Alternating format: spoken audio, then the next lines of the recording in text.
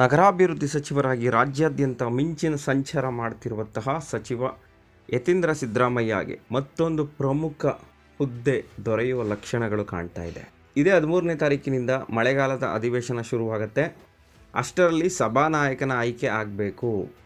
ಹೀಗಾಗಿ ಯತೀಂದ್ರ ಸಿದ್ದರಾಮಯ್ಯನವರು ವಿಧಾನ ಪರಿಷತ್ನ ಸಭಾನಾಯಕನಾಗಿ ಆಯ್ಕೆಯಾಗೋದು ಬಹುತೇಕ ಖಚಿತವಾಗಿದೆ. ಯಾಕಂದರೆ ವಿಧಾನ ಪರಿಷತ್ ಸದಸ್ಯರ ಪೈಕಿ ಮಂತ್ರಿಯಾಗಿರುವ ಏಕೈಕ ವ್ಯಕ್ತಿ ಯತೀಂದ್ರ ಸಿದ್ದರಾಮಯ್ಯ.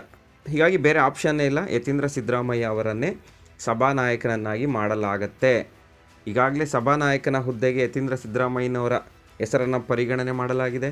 ಈ ಮೂಲಕ ಸಿದ್ದರಾಮಯ್ಯನವರ ಕೋಪವನ್ನು ತಣಿಸಬಹುದು ಮತ್ತು ಭವಿಷ್ಯದ ನಾಯಕನಿಗೆ ಅವಕಾಶ ಕೊಟ್ಟಂತಾಗತ್ತೆ ಅನ್ನೋದು ಕಾಂಗ್ರೆಸ್ ವಲಯದಲ್ಲಿ ಕೇಳಿ ಬರ್ತಿರುವಂತಹ ಲೆಕ್ಕಾಚಾರ.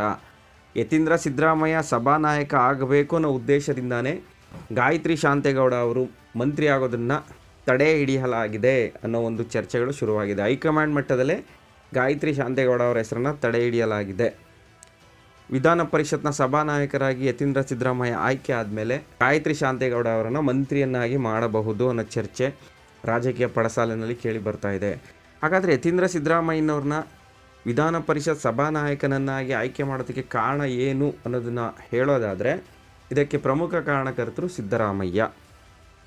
ಕ್ಯಾಬಿನೆಟ್ ಎಕ್ಸ್ಪ್ಯಾನ್ಷನ್ ಆದಮೇಲೆ ಸಿದ್ದರಾಮಯ್ಯನವರು ಬಹಳನೇ ಕೋಪಗೊಂಡ್ಬಿಟ್ಟಿದ್ದಾರೆ. ನಾನು ಹೇಳಿದವರನ್ನು ಮಂತ್ರಿ ಮಾಡಿಲ್ಲ, ನನ್ನ ಸಲಹೆಗೆ ಮಹತ್ವವನ್ನು ಕೊಟ್ಟಿಲ್ಲ ಅಂತೇಳಿ ಈಗಾಗಲೇ ಸಿದ್ದರಾಮಯ್ಯನವರು ಕೋಪಗೊಂಡಿದ್ದಾರೆ. ಕಾಂಗ್ರೆಸ್ ಹೈಕಮಾಂಡ್ ನಾಯಕರ ಜೊತೆನೂ ಚರ್ಚೆ ಮಾಡ್ತಿಲ್ಲ, ರಾಜ್ಯ ನಾಯಕರ ಜೊತೆನೂ ಮಾತನಾಡ್ತಿಲ್ಲ.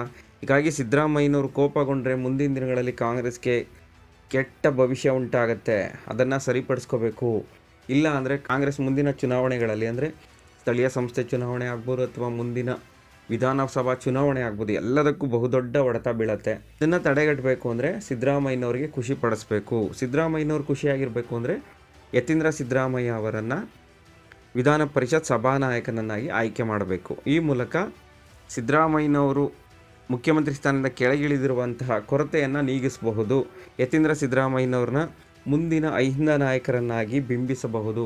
ಆ ಮೂಲಕ ಅಹಿಂದ ಮತಗಳನ್ನು ಸುಲಭವಾಗಿ ಕಾಂಗ್ರೆಸ್ ಪಕ್ಷಕ್ಕೆ ತಗೊಬೋದು ಮತ್ತು ಕುರುಬ ಸಮುದಾಯದ ವಿಶ್ವಾಸವನ್ನು ಗಳಿಸಬಹುದು ಅನ್ನೋದು ಹೈಕಮಾಂಡ್ ಲೆಕ್ಕಾಚಾರ.